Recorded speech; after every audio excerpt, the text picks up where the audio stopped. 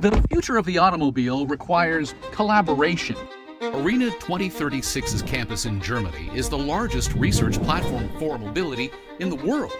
Meet Dr. Clemens Ackermann, Deputy Managing Director at ARENA2036 in Stuttgart. We are more fully integrating the vehicle, not just as a means of transportation, but as a space that we use to live in our lives.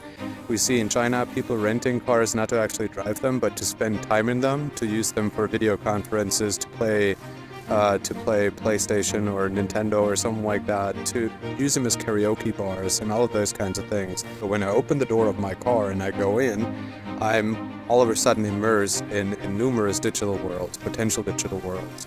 And something like that, a thought like that, cannot just occur to one actor, but we have an entire consortium thinking and tinkering. The network effect comes from the collaboration among the brightest minds in the auto industry, all wired together.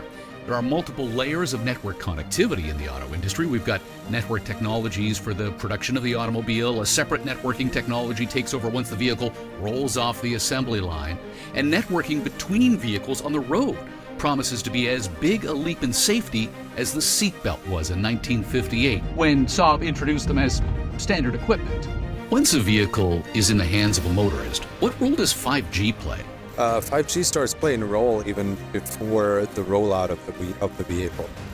What we are currently doing a lot here is indoor autonomous driving. So as soon as a car has tires and can walk, has a CPU and can think to a certain extent, and has sensors so it can see, we said there's no reason to put it on an AGV or to have large robotic lines where the car can be taken from job to job. Why is it not driving there by itself?